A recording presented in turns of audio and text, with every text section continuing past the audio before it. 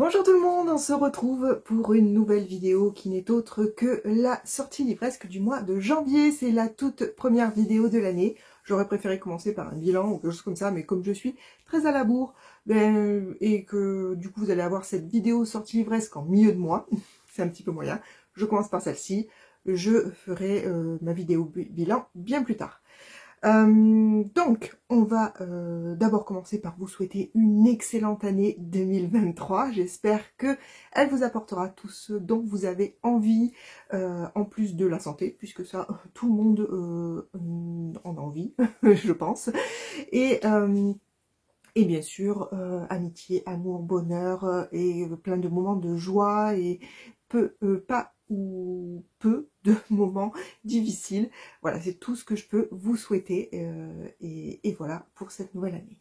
On attaque du coup par cette vidéo sortie livresque, par les grands formats, puisque comme d'habitude, je vais séparer cette vidéo en 3 parties, puisque j'ai 17 grands formats à vous présenter. Je ne sais plus, 8 formats poche et un format graphique, une BD que donc je vais vous présenter tout à la fin. Comme d'habitude, vous aurez les timelines dans la barre d'infos. Voilà, vous pourrez du coup switcher comme vous le souhaitez en fonction de ce qui vous intéresse. Donc, on va attaquer tout de suite par les sorties grand format.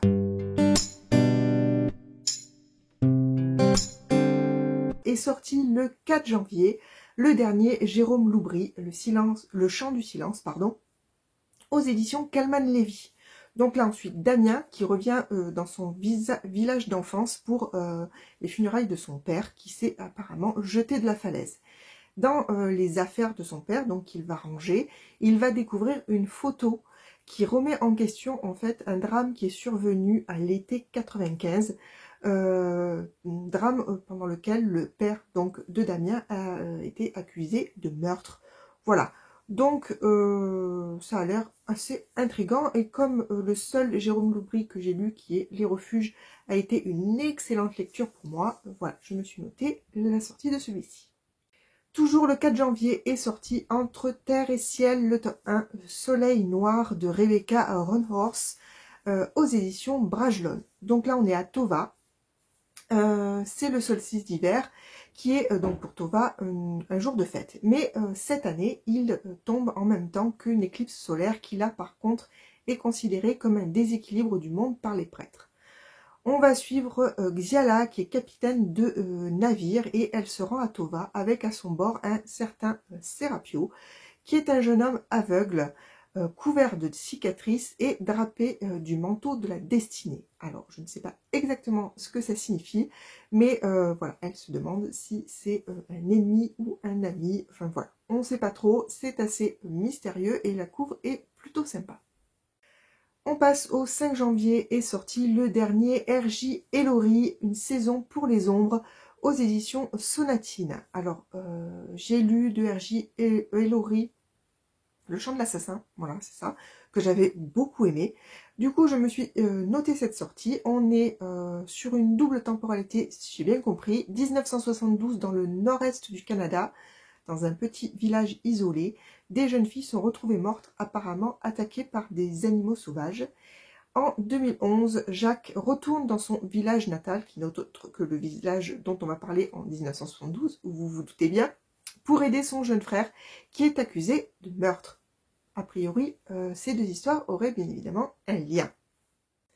Ensuite, toujours le 5 janvier, est sorti Les 12 d'Aritsar, le tome 1, La vengeance de la dame, de Jordan Ifueko, aux éditions Nathan. Déjà, la couve est vraiment très sympa. On va suivre... alors, en fait, on est dans un monde où l'empereur d'Aritsar, j'ai un peu du mal avec ce mot, je sais pas pourquoi, est uni à ses 11 conseillers par le pouvoir du rayon. Personne ne peut le tuer, sauf l'un de ces 11 conseillers. Mais bon, apparemment, ils ont une relation très fusionnelle. On va suivre donc dans ce monde-là Tari Saï qui est envoyée par sa mère à la sélection des conseillers du jeune prince et en fait elle a pour mission de gagner sa confiance et de le tuer. Voilà, ça a l'air quand même pas mal du tout. Ensuite, j'ai repéré qui sort chez MXM Bookmark Infinity dans leur collection onirique, Zamira Wilson, le tome 1, le règne de la sorcière de Shannon Mayer. Alors on va suivre Zamira, qui est une métamorphe. Elle part au royaume de la sorcière pour retrouver sa meilleure amie qui a disparu. En fait, elle a été envoyée là-bas pour retrouver un puissant joyau et voilà, elle n'est jamais revenue. Donc Zamira décide, contre l'avis de son mentor, de se rendre dans ce royaume pour tenter de retrouver sa meilleure amie. Elle va être accompagnée par un humain inutile, une arme qui veut la tuer et un petit dragon pas commode. Voilà, ça a l'air vraiment très sympa. Ensuite, j'ai repéré une sortie du 11 janvier de Louise May qui s'intitule Petite salle aux éditions du Masque. Je me suis noté ce roman puisque j'ai dans ma palle la deuxième femme sous les conseils de Dorian, de la chaîne Mister Cabric, Monsieur Cabric plutôt. Et du coup, ben, je me suis noté la sortie de celui-ci. On est en février 1969. Et on suit Catherine qui est en fait une employée dans une... alors je me rappelle plus, c'est un champ de betteraves. Enfin, il y a un grand propriétaire terrien qui exploite des champs. Et donc elle est employée dans ces champs. Et elle est la dernière personne à avoir vu la petite fille du puissant propriétaire qui a disparu. Je ne sais pas vraiment, j'ai un peu du mal à comprendre le thème de ce roman.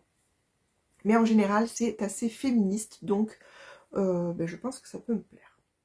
Ensuite, toujours le 11 janvier, j'ai repéré la sortie de Sirem et l'oiseau maudit de Yasmine Djebel aux éditions Rajo. On suit Sirem qui se retrouve seule après un attentat qui a coûté la vie à son père adoptif.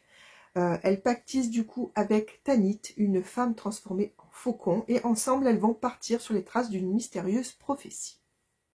Chez Scrineo, le 12 janvier est sortie Une promesse de givre de Marine Sivan, ou Sivan, je ne sais pas, dans lequel on suit une sœur et un frère qui ont été séparés, qui vivent dans un clan de nomades, et ils ont été séparés lors d'une attaque de marchands d'esclaves. L'un va réussir à s'enfuir et l'autre va être enlevé par les marchands d'esclaves, et ils vont tenter de se retrouver. Toujours le 12 janvier sort Terre brisée, le tome 1 de Victoria Aveillard aux éditions de Saxus. On suit, j'aime beaucoup la couve d'ailleurs de ce de Saxus, mais bon, en général les couves de Saxus sont très jolies, donc on est rarement déçu, on va dire. Par contre, c'est toujours au niveau du texte que ça peut pêcher. En tout cas, pour l'instant, moi, je n'ai pas été déçue. On verra avec celui-ci si je me le procure. On suit Corinne, qui est fille d'un légendaire pirate et qui est la seule à pouvoir sauver le monde de la destruction. Rien que ça. Et pour cela, elle est rejointe par un groupe de compagnons. Alors vous savez que moi j'aime bien les équipes avec des personnages tous différents. Là, on a un écuyer obligé de choisir entre la sécurité et l'honneur. On a un immortel désireux de se venger d'une promesse non tenue. Un assassin, une assassin même, exilée et sanguinaire. Une sorcière dont les énigmes cachent une prévoyance inquiétante, un faussaire au passé secret, et une chasseuse de primes avec un compte à régler. Alors là, si on s'éclate pas en lisant ce roman. Ensuite, chez Inceptio, le 16 janvier, sort Enchantement, le tome 1 de Anthony Blanchet. On est sur une revisite du conte de Merlin, qui est le dernier enchanteur de son espèce. Enfin, le conte, la légende plutôt. Et ça a l'air vraiment pas mal du tout. On passe à une autre sortie d'MXM Bookmark Infinity dans leur collection Urban Fantasy. Pour cette fois, vous savez que c'est une collection que j'aime particulièrement, qui s'intitule Dans les profondeurs du bayou, qui est donc un tome 1, le début de la fin, de Hayley Edwards. Donc on va suivre Luce, qui a été adoptée par un policier qui lui a sauvé la vie lorsqu'il l'a découverte enfant dans les eaux troubles du bayou. C'est un policier et elle va devenir à son tour, elle va rentrer à son tour dans la police, elle va devenir policière et elle va vouloir faire ses preuves après le passage de son père, ce qui semble être un peu compliqué apparemment. Ensuite, j'ai repéré une sortie de chez Albin Michel du 18 janvier qui est Morgane Pendragon de Jean-Laurent Del Socorro. C'est une revisite du mythe d'Arthur, où cette fois c'est Morgane qui arrive à libérer l'épée légendaire. Voilà, ça a l'air vraiment pas mal. J'ai commencé à avoir des retours. Il y a de tout. Certains à qui ça a moyennement plu et d'autres à qui ça a beaucoup plu. Donc peut-être que je me ferai un avis par moi. Ensuite, j'ai repéré chez Charleston la sortie des femmes du dispensaire d'Erique Angel. Bon, donc chez Charleston, ça je vous l'ai déjà dit. On est à Hambourg en 1910 et on suit Anne qui est diplômée de médecine et qui décide d'ouvrir un dispensaire pour les femmes pauvres. Sauf que le jour de l'ouverture, 2 femmes sont retrouvées, enfin le corps de 2 femmes mutilées sont retrouvés près du dispensaire et le commissaire Red va mener l'enquête. Un tome 2 qui va sortir le 19 janvier, c'est celui des royaumes immobiles. Donc le tome 1 s'intitule La princesse sans visage et ce tome 2 qui sort s'intitule Le règne des chimères. On est dans une saga dans un monde où il y a 4 monarques qui maintiennent la stabilité magique des royaumes immobiles. Le trône d'automne est vacant depuis longtemps et donc ça commence à menacer cette stabilité. On va suivre 7 jeunes filles qui peuvent prétendre à ce rôle et dont Ivy qui est une belle à mourir, c'est-à-dire que voir son visage pousse à la folie meurtrière, ou au suicide. J'ai le tome 1 dans ma palle que je n'ai pas encore lu, mais ça ne saurait tarder, et du coup, je me suis noté la sortie de ce tome 2. Ensuite, le 9 janvier, d'ailleurs, je ne suis pas dans l'ordre, c'est pas grave, est sorti le tome 2 de Tori Dawson, qui s'intitule La chimiste et l'amaretto. Pas le tome 2 d'ailleurs, c'est le tome 5 déjà. Je suis un petit peu à la bourre puisque de mon côté, je n'ai lu que le tome 1 qui s'intitulait 3 mages et une margarita que j'ai vraiment beaucoup aimé. On suit Tori qui est barman. Elle a du mal à garder un job parce qu'elle a un caractère bien trempé et elle ne se laisse pas marcher sur les pieds, ce qui ne plaît pas forcément au patron quand elle s'en prend aux clients. Bref, elle trouve du travail dans un étrange bar. Et en fait, elle va se rendre compte que c'est un bar de mages. Elle ne devrait pas être là, mais on ne sait pas pourquoi elle est parvenue à rentrer dans ce bar et à être embauchée. Et donc, voilà, elle va rencontrer 3 charmants mages et elle va les aider à résoudre leurs enquêtes. C'est vraiment très sympa, moi j'ai beaucoup aimé. C'est chez MXM Bookmark Infinity dans la collection Urban Fantasy. Et c'est d'Annette Marie, je ne suis pas sûre de vous l'avoir dit, au cas où je vous le redis.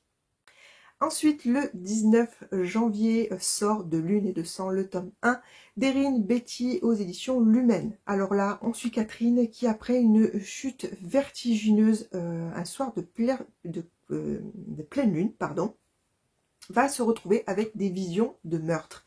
Elle va en fait, avec Simon, qui est chargé d'enquêter sur ces morts, remonter la piste du prédateur, puisque visiblement, ces visions pourraient permettre de découvrir de qui il s'agit. Et le dernier dont je vais vous parler, c'est une sortie du 26 janvier qui s'intitule Le livre de la nuit, c'est le tome 1, chez De Saxus. Donc on suit Charlie qui est devenue barman parce qu'elle tente de fuir son passé d'escroc à la solde des crépusculiens. Les crépusculiens sont des magiciens qui manipulent les ombres, mais malheureusement ça va pas être aussi simple de se débarrasser de ce passé. Voilà, ça a l'air assez intriguant. On en a terminé pour les sorties grand format, on va tout de suite passer au format poche.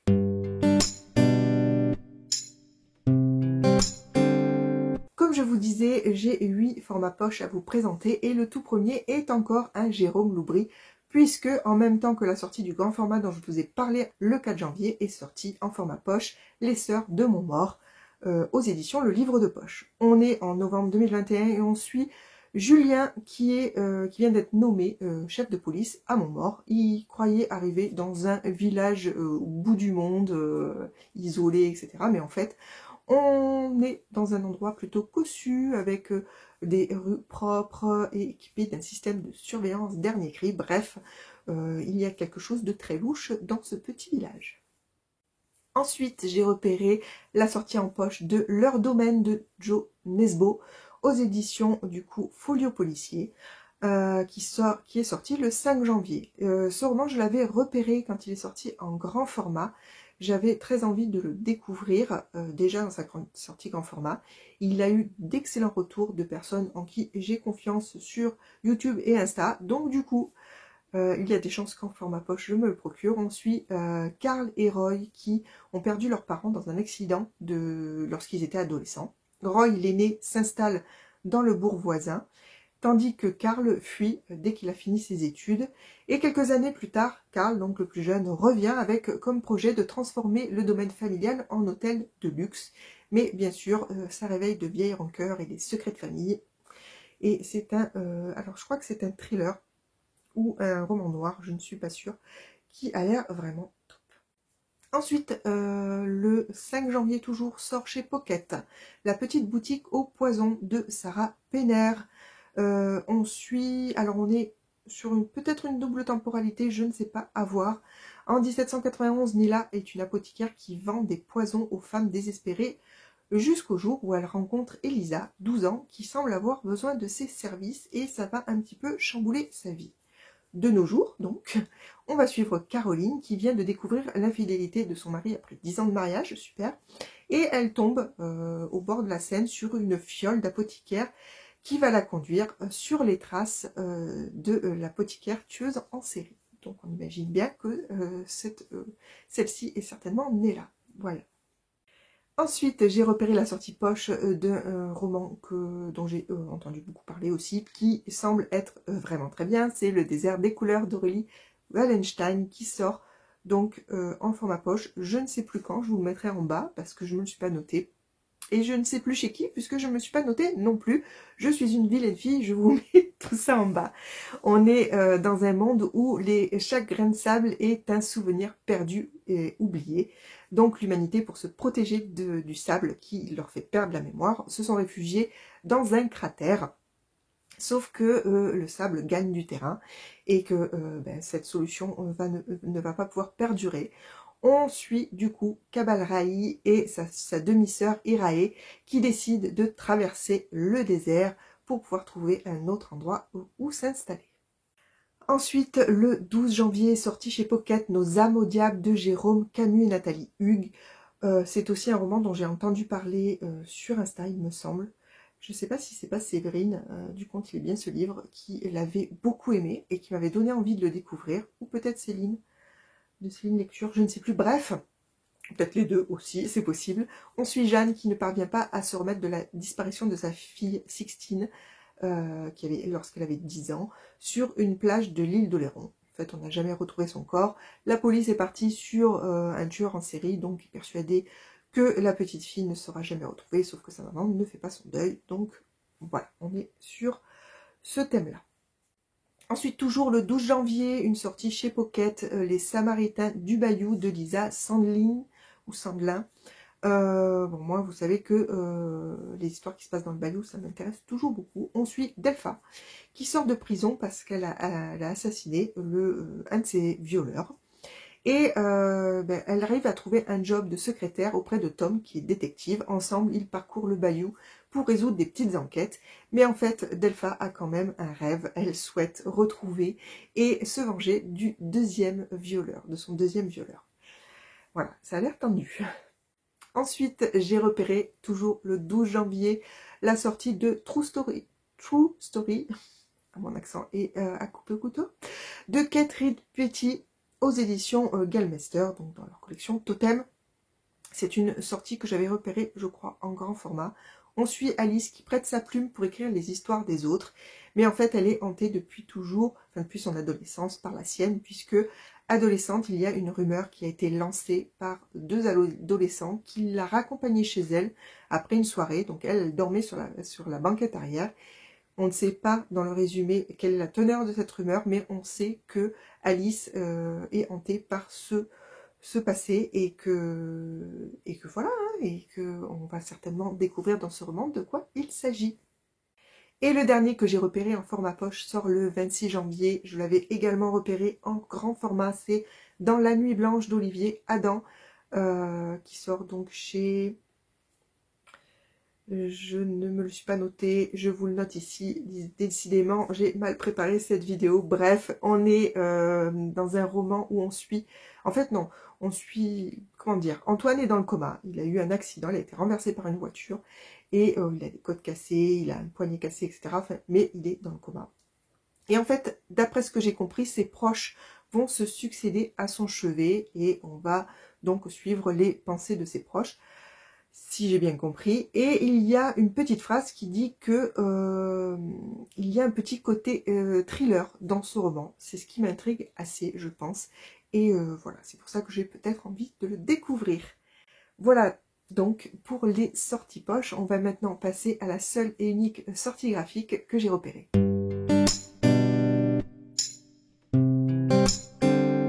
Et je me la suis notée tout simplement parce que j'ai le tome 1 et le tome 2 dans ma palle. J'ai déjà... Non, d'ailleurs, j'ai le tome 1 que j'ai déjà lu, donc il ne fait plus partie de ma palle. J'ai le tome 2, par contre, dans ma palle. Et c'est le tome 3 qui sort, c'est le dernier. C'est le tome 3 d'Orgueil et Préjugés, Pemberley, écrite par et illustrée par Aurore et qui sort aux éditions Soleil. Je n'ai pas besoin de vous raconter l'histoire de cette série, puisque c'est tiré du livre de Jane Austen, Orgueil et Préjugés. Je vais y arriver. En tout cas, comme j'ai déjà les 2 premiers tomes, que je pense relire le premier pour pouvoir m'enchaîner les 3 dès que j'aurai pu me procurer ce 3e. Voilà pourquoi je vous le présente. Et voilà, on a terminé pour cette nouvelle vidéo sortie livresque. J'espère qu'elle vous aura plu, j'espère qu'elle vous aura donné des idées de romans pour commencer en beauté cette nouvelle année. N'hésitez pas à me dire ce qui vous intéresse, ce que j'ai oublié et que vous aimeriez aussi vous procurer, ou ce qui ne vous plaise pas du tout, qui ne vous donne pas envie. N'hésitez pas à venir me le dire en commentaire ou sur Insta. Comme d'habitude, je serai ravie de discuter avec vous. Je vous remercie d'avoir regardé cette vidéo jusqu'au bout et je vous dis à très bientôt pour une prochaine vidéo. A plus!